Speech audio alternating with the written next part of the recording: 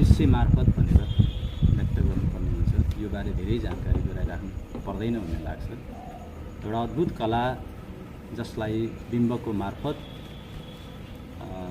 इतिहासको, समयको, सांस्कृतिक जीवनको, आम समुदायको दार्शनिक पक्षसम्मलाई बिम्बका मार्फत, कलाका मार्फत भन्ने विधा नाटक भएको हुनाले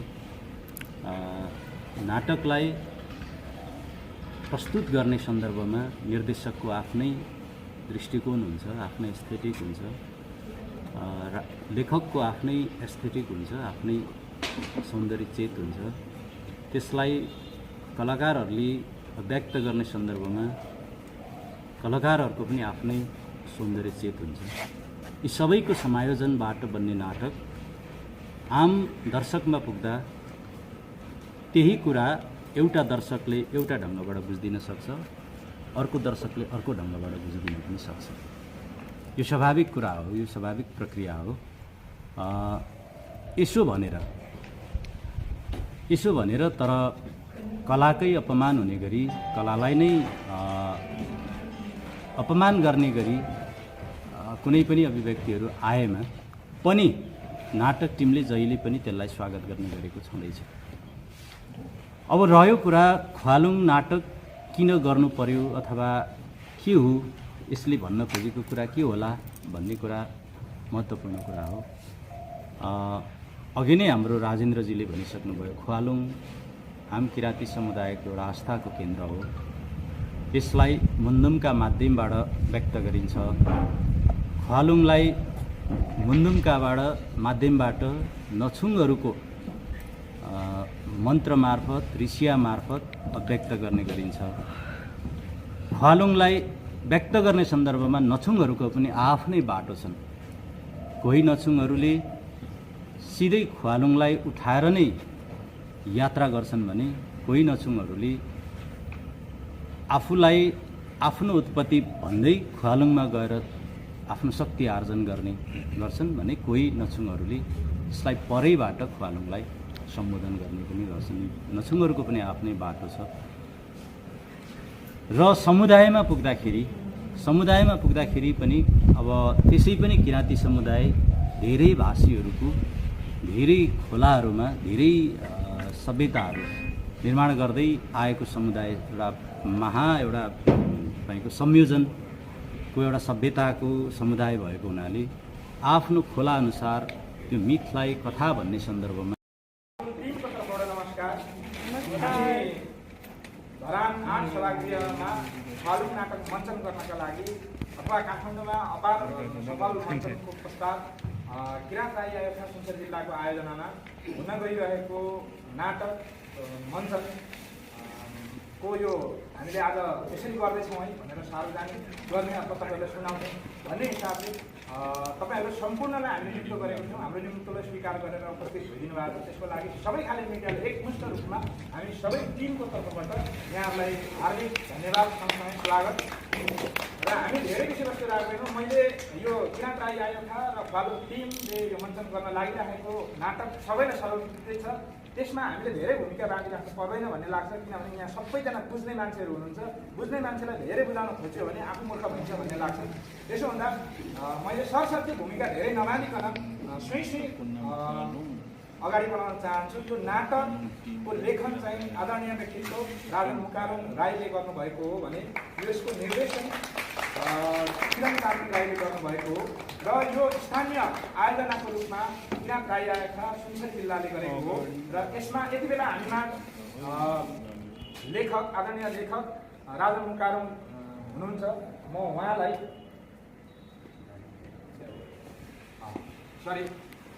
यो नाटक मञ्चनको क्रममा अथवा यो सार्वजनिकको क्रममा हामीमा किराँत राई आयोगका सुनसरीका अध्यक्ष हुनुहुन्छ राजेन्द्र राई।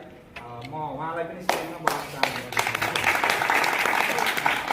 त्यसैगरी किराँत राई आयोगका केन्द्रीय सचिव दोर्पाध्वज कुलुङ राई हुनुहुन्छ। उहाँलाई पनि स्टेजमा बोलाउन चाहन्छु।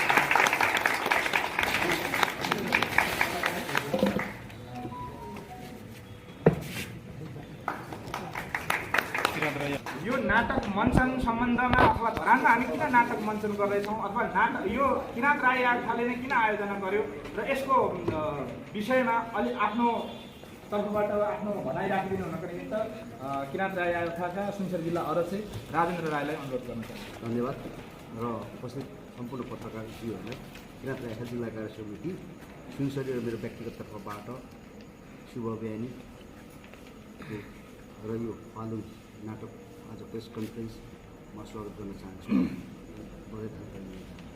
यो फालुङ भन्ने बित्तिकै यो हाम्रो आस्थाको केन्द्र, फालुङ यो हाम्रो पहिचान, फालुङ हाम्रो आन्दोलन र यो दस्तावेजीकरण गर्नको निमित्त जुन हाम्रो स्रष्टा राजेन्द्र मुकार्जीज्यूले आफ्नो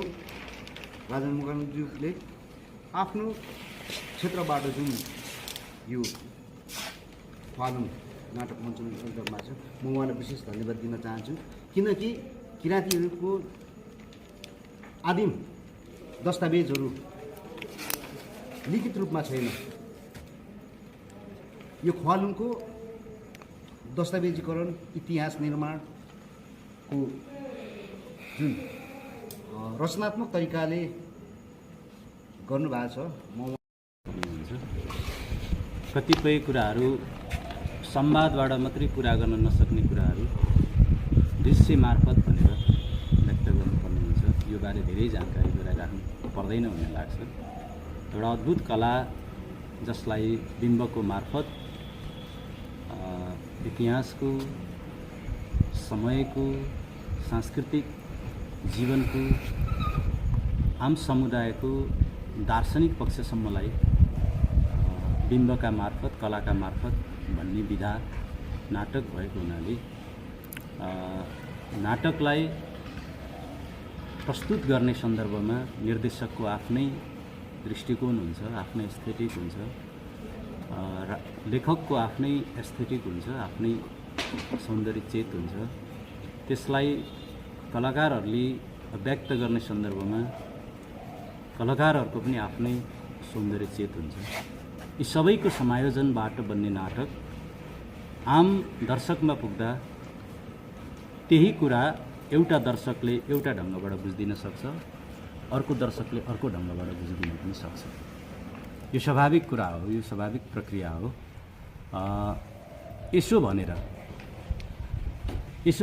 तर कलाकै अपमान हुने गरी, कलालाई नै अपमान गर्ने गरी कुनै पनि अभिव्यक्तिहरू आएमा पनि नाटक टिमले जहिले पनि त्यसलाई स्वागत गर्ने गरेको छँदैछ। अब रह्यो कुरा फालुङ नाटक किन गर्नु पर्यो अथवा के हो, यसले भन्न खोजेको कुरा के होला भन्ने कुरा महत्त्वपूर्ण कुरा हो। अघि नै हाम्रो राजेन्द्रजीले भनिसक्नुभयो, फालुङ हाम किराँती समुदायको एउटा आस्थाको केन्द्र हो। यसलाई मुन्दुमका माध्यमबाट व्यक्त गरिन्छ। फालुङलाई मुन्दुमकाबाट माध्यमबाट नछुङहरूको मन्त्र मार्फत, ऋषिया मार्फत व्यक्त गर्ने गरिन्छ। फालुङलाई व्यक्त गर्ने सन्दर्भमा नछुङहरूको पनि आफ्नै बाटो छन्। कोही नछुङहरूले सिधै फालुङलाई उठाएर नै यात्रा गर्छन् भने कोही नछुङहरूले आफूलाई आफ्नो उत्पत्ति भन्दै फालुङमा गएर आफ्नो शक्ति आर्जन गर्ने गर्छन् भने कोही नछुङहरूले यसलाई परैबाट फालुङलाई सम्बोधन गर्ने पनि गर्छन्। नछुङहरूको पनि आफ्नै बाटो छ। र समुदायमा पुग्दाखेरि पनि अब त्यसै पनि किराँती समुदाय धेरै भाषीहरूको, धेरै खोलाहरूमा, धेरै सभ्यताहरू निर्माण गर्दै आएको समुदाय, एउटा तपाईँको संयोजनको एउटा सभ्यताको समुदाय भएको हुनाले आफ्नो खोलाअनुसार त्यो मिथलाई कथा भन्ने सन्दर्भमा किम्वदन्तीहरूमा फरक किसिमले भनिएका पनि छन्। एउटा समुदायले सुनिरहेको कथा अर्को समुदायमा यो हो र भन्ने लाग्न सक्छ। एउटा समुदायले भनिरहेको कथा चाहिँ अर्को समुदायमा चाहिँ नहुन पनि सक्छ। मैले सुनेको कथा अर्को एकजना व्यक्तिले नसुनेको पनि हुनसक्छ र अर्को एकजना व्यक्तिले सुनेको कथा मैले नसुनेको पनि हुनसक्छ।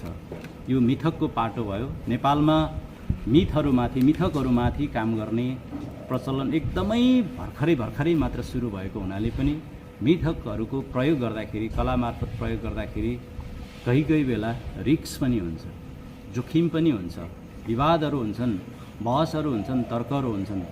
तर संसारले चाहिँ धेरै वर्ष अगाडिदेखि, शताब्दीदेखि नै मिथहरूमाथि प्रयोग गरेको हुनाले एउटै मिथकलाई अनेकौँ कोणहरूबाट प्रयोग गरेर कला मार्फत भन्ने गरेका छन्। तर नेपालमा भर्खर मात्रै सुरु भएको हुनाले यस्तै हुनुपर्छ, मैले सुनेको जस्तै हुनुपर्छ भन्ने मान्यताहरू पनि दर्शकहरूमा हुन सक्छ, पर्न जान सक्छ। तर मिथकहरूको प्रयोग खास गरिकन लेखकको, निर्देशकको सौन्दर्य चेतसँग जोडिएर जाने कुरा पनि हो। यसलाई यसरी बुझियो भने अझ सहज हुन्छ भन्ने मलाई चाहिँ लाग्छ। र हामीले चाहिँ ख्वालुङ नाटकलाई यो एउटा सांस्कृतिक सम्पदा हो, सांस्कृतिक सम्पदाको जगेर्ना गर्नुपर्छ। त्यसका लागि, त्यो जगेर्ना गर्नको लागि राज्य त जिम्मेवार हुनुपर्छ नै, त्योभन्दा अझ बढी त्यो सांस्कृतिक सम्पदालाई आस्था गर्ने, विश्वास गर्ने समुदाय अझ बढी जागरुक हुनुपर्छ भन्ने नै हाम्रो मूल ध्येय हो। त्यसै कारण हामीले ख्वालुङ नाटक निर्माण गरेका हौँ, बनाएका हौँ। र आज हामी काठमाडौँमा असाध्यै माया गरिदिनु भयो दर्शकहरूले।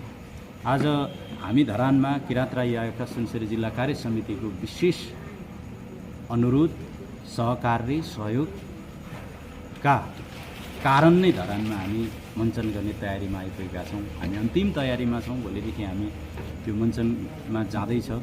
यसका लागि मैले आफ्नो यो किराँती समुदाय मात्रै होइन, नेपाली कला, संस्कृति, सभ्यतालाई माया गर्ने सबै समुदाय दर्शकहरूलाई मैले तपाईँहरूको मिडिया मार्फत निम्तो गर्ने त भए नै सँगसँगै ख्वालुङ नाटक केवल ख्वालुङ जगाउनको लागि मात्रै होइन, यो नेपाल भन्ने मुलुक यति धेरै सांस्कृतिक सम्पदाहरूले सम्पन्न मुलुक हो। प्रत्येक जाति, प्रत्येक भाषी समुदायसँग आफ्नै सभ्यताका कथाहरू छन्, इतिहासहरू छन् तिनका। ती सबै ख्वालुङहरू, यो मुलुकभरि अनन्त ख्वालुङहरू छन्।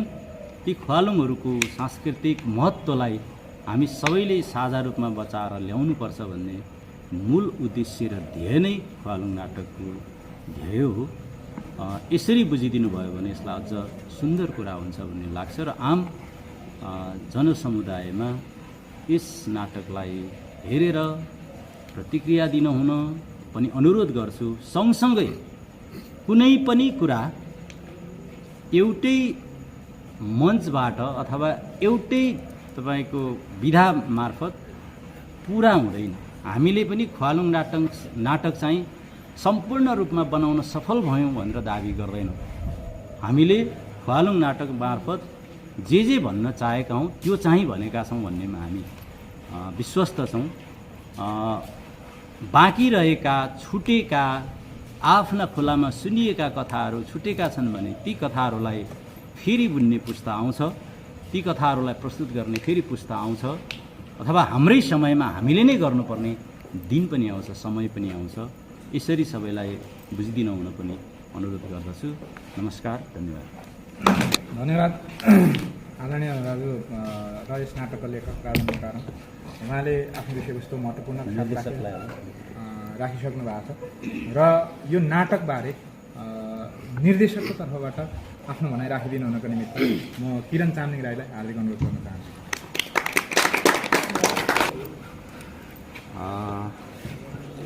मलाई चाहिँ एकदमै खुसी लागिरहेको छ। काठमाडौँमा जसरी सफलतापूर्वक नाटक मञ्चन भयो, हामीले पर्सनली चाहिँ हामीले एउटा सफल भयौँ जस्तो लाग्छ काठमाडौँको हिसाबमा चाहिँ। र अब धरानमा हामी एकदमै उत्साहित छौँ। जसरी काठमाडौँमा सम्पूर्ण दर्शकहरूले साथ दिनुभयो र अझ म चाहिँ के मानेर पनि विश्वस्त छु भने यहाँ अझै हाम्रो क्षेत्रमा जुन हामीले ख्वालुङको विषय उठाइरहेका छौँ, जुन सभ्यता, जुन इतिहासको कुरा गरिरहेका छौँ, त्यो हाम्रो धरानबाट पनि अझै नजिक पर्ने भएको कारणले गर्दा अझै हामीले धेरै कुरा बुझ्ने, सिक्ने मौका पनि पाउँछौँ जस्तो लागिरहेछ। अझै धेरै बहसका कुराहरू पनि आउन सक्छ जस्तो लागिरहेछ। त्यही हिसाबले हामी चाहिँ एकदमै उत्साहित छौँ, सम्पूर्ण ख्वाली टिम उत्साहित छ। र यो ख्वालुङ बनाउने दौरानमा मैले पनि कतिपय धेरै कुराहरू सिक्ने मौका पाएँ। जुन हाम्रो सभ्यताको कुरा छ, जुन हाम्रो इतिहासको कुरा छ, जुन हाम्रो रुट हो त्यसको विषयमा मैले थोर बहुत मैले केही सिक्ने मौका पाएको छु र त्यो मानेमा अब सम्पूर्ण लेखकप्रति सम्पूर्ण टिमप्रति म एकदमै आभार व्यक्त गर्न चाहन्छु र अझै पनि आउने दिनहरूमा म चाहिँ आफ्नो कथाहरू खोजेर अझै काम गर्ने रहर छ। अब कतिसम्म सम्भव हुन्छ हेरौँ। अब तपाईँहरू सम्पूर्णले